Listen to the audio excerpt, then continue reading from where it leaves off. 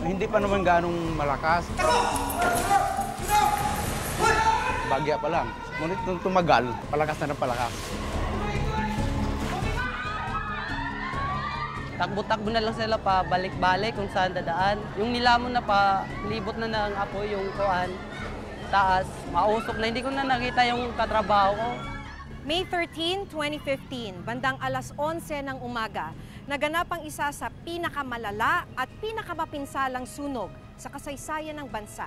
Naglagablab ang Kentex Manufacturing Corporation, isang pagawaan ng tsinela sa Barangay Ugong, Valenzuela City. Ano nga ba ang ginagawa ng mga otoridad para siguraduhing sumusunod sa patakaran pangkaligtasan ang mga pagawaan sa buong bansa?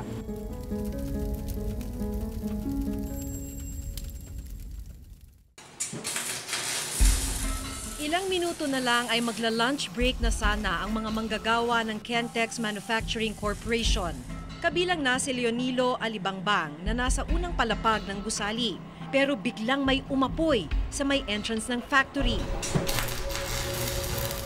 Sa unang report ng Northern Police District, lumalabas na maaring nagsimula ang apoy ng matalsikan ng baga mula sa pagwe-welding ang kemikal na tinatawag ng mga trabahador na super seal. Good break time na kasi yun eh. Nung bumaba na ako doon sa pwesto, yun nasilip ko yung usok. Oh, may usok!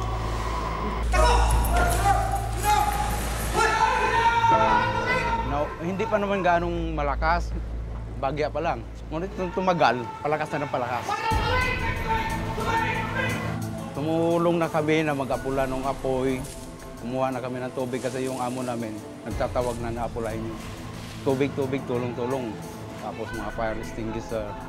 Yun, hindi namin akalain na talagang palakas na ng palakas. Ngayon, dahil sa chemical na yon, masakit yung ilong namin, hindi na kami makahinga, pati yung mata, mahapdi. So, ang decide namin, magpulasan na.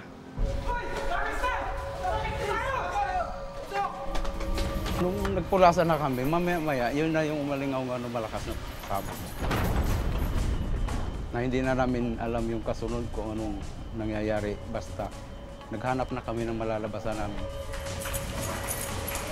Mga kasama! Labas kayo lahat!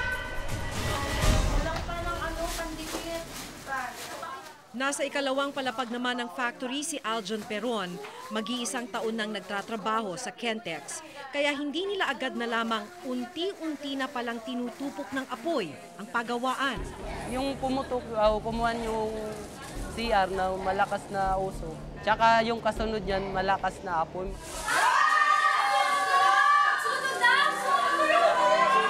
Pagkatapos umusok ng makapal, meron na lumabas na malakas din na apoy. Kaya nagtayuan na yung mga pakyawan. Pumunta kami sa kabilang hagdan. Nunta namin yung unang hagdan, tingnan namin, maapoy na din. Kaya bumalik din kami.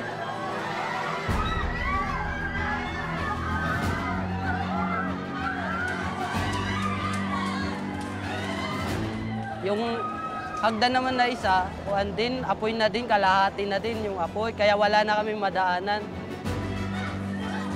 Nagpapanik na yung mga kasamaan ko. Takbo-takbo na lang sila pa balik-balik kung saan dadaan. Yung nilamon na pa, libot na ng apoy yung kuan, taas, mausok na. Hindi ko na nakita yung katrabaho ko, lahat. Yung narinig ko na lang nag-iiyakan, nagsisigawan.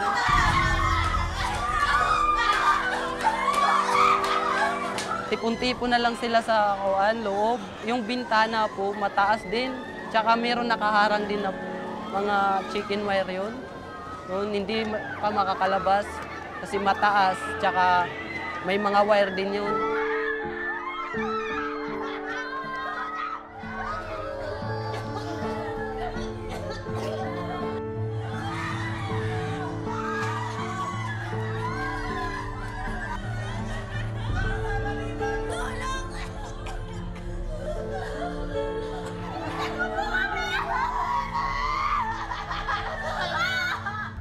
Habang nilalamon na ng apoy yung mga iba ko, tumalon ako sa bubong ng kantin para makaligtas.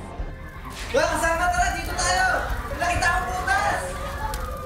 Tatlo kaya yung tinalunan ko.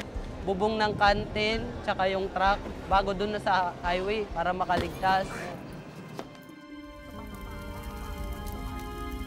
Nakasunod sa pagtalon kay Aljon ang asawa niyang si Aiza na nagtatrabaho rin sa Kentex pero naging masama raw ang bagsak niya sa lupa. Injury kasi yun sa pagtalon. Ito dito putol yung, parang nabali yung dalawang kuwan sa paa. Yun po. Tsaka may sunog po din dito sa kabilaang braso. Nakita ko siya na tumalon, nadapa siya. Tsaka binalikan ko, kinuha ko siya. Atak-atak ko na nga yung asawa ko, walang tumulong.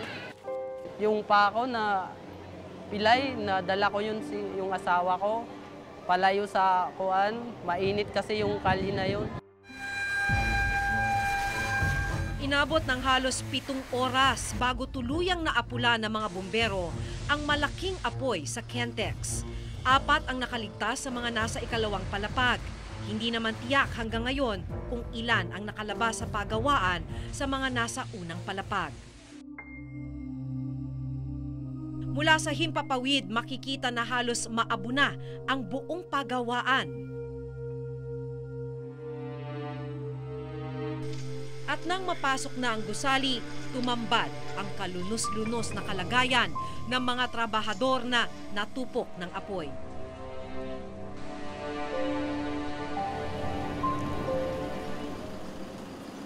Hindi na makilala at ang ilan ay halos kalansay na lang ang natira.